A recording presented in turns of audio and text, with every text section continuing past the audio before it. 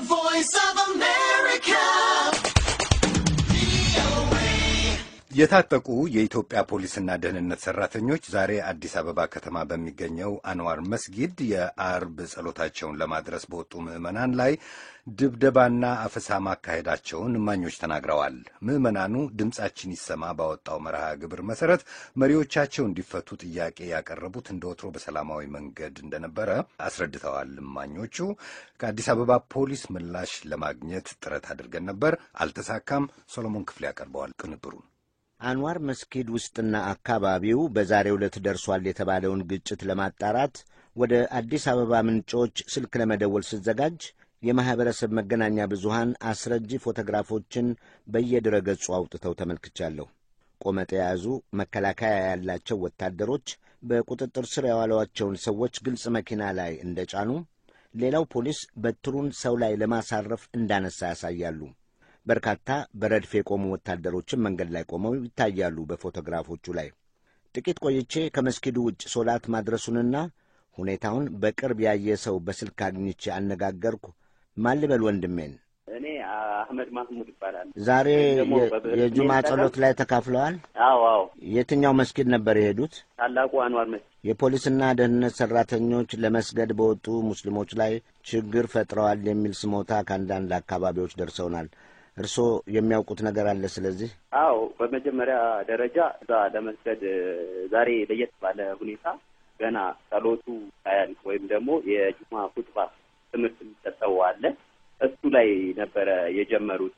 ከዛ ፖሊሶች መደባደብና ድንጋይ መወርወር የጀመሩት፣ እንዲሁም ደግሞ በመሀል ያሉ የደህንነት አባላት በመሮጥና ሙስሊሙን በማዋከብ ሩጫውን ጀመሩ።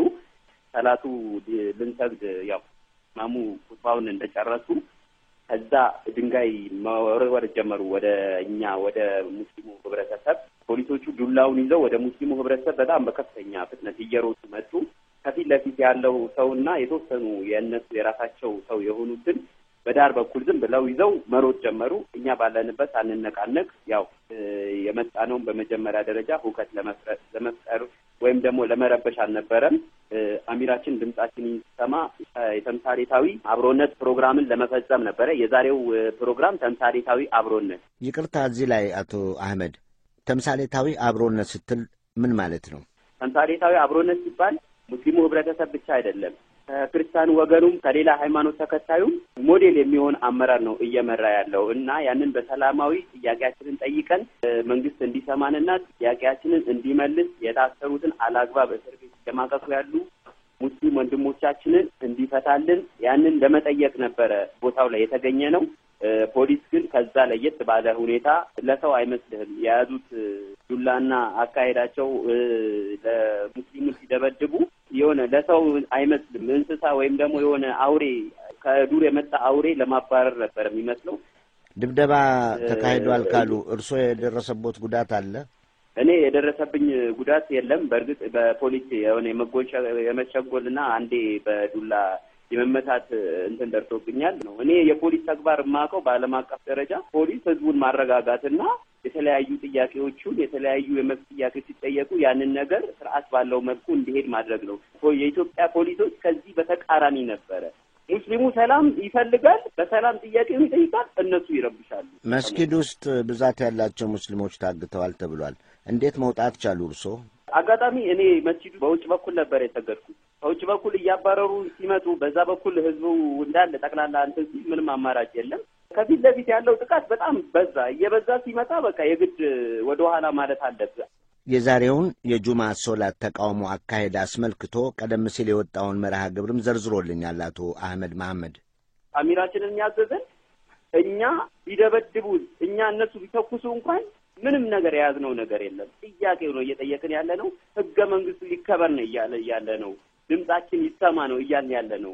አላህ ታላቅ ነው። መስጂድ ደግሞ የጸሎት ቦታችን እንደመሆኑ መጠን የጸሎት ፕሮግራማችን ከጸሎት ፕሮግራሙ አንዱ አላሁ አክበር ማለት ራሱ አላህ ታላቅ ነው፣ አላህ ከሁሉ በላይ ታላቅ ነው። ይህንን ነው እያልን ያለ ነው።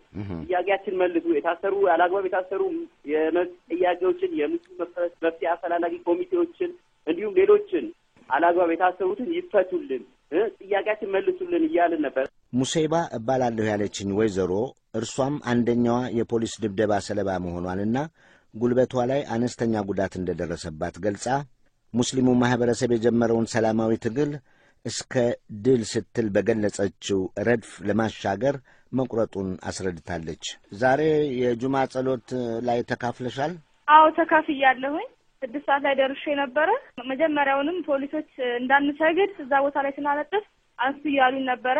ማለትም ከሴቶች መስጊድ ፊት ለፊት መጅሊስ መሸጫዎች ሱቆች አጠገብ ማለት ነው። አንሱ ያሉ ሰውን እየተማቱ ነበረ።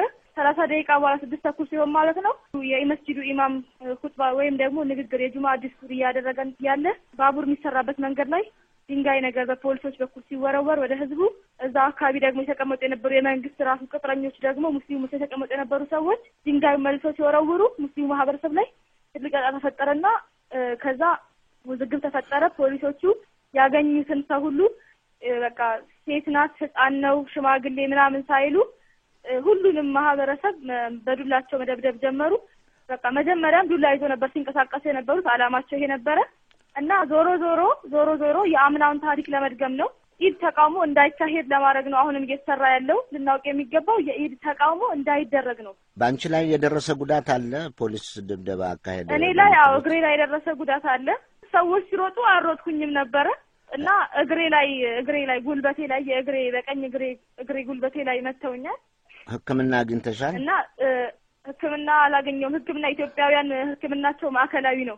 ሕክምናችን ማዕከላዊ ነው እና ልብ ላለው አካል ልብ ይበል። አሁንም እኛ ሰላማዊዎች ነን። ይህ ሰላማዊ የመሆናችን ደግሞ እስከ ጥግ ድረስ ሰላምነታችን ይዘን እንጓዛለን። አሁንም እያልን ያለነው እየጠየቀ ያለነው ህገ መንግስቱ ይከበር ነው።